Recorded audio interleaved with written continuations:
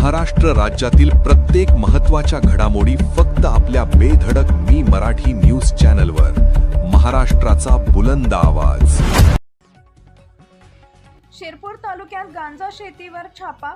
7,50,000चा मुद्देमाल जप्त, एक अटकेत.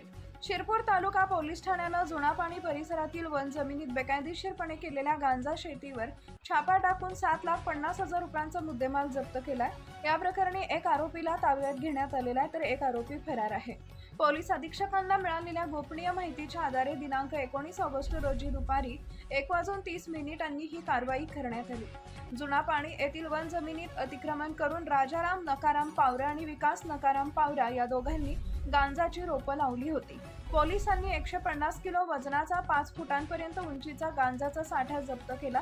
या प्रकरणी शिरपूर तालुका पोलीस ठाण्यात गुन्हा रजिस्टर नंबर 235/2026 NDPS कायद्यानुसार गुन्हा दाखल करण्यात आला. विकास नकाराम पावरा याला ताब्यात घेण्यात आले असून राजाराम नकाराम पावरा फरार आहे. पुढील तपास सहाय्यक पोलीस निरीक्षक मनोज कचरे करत आहेत.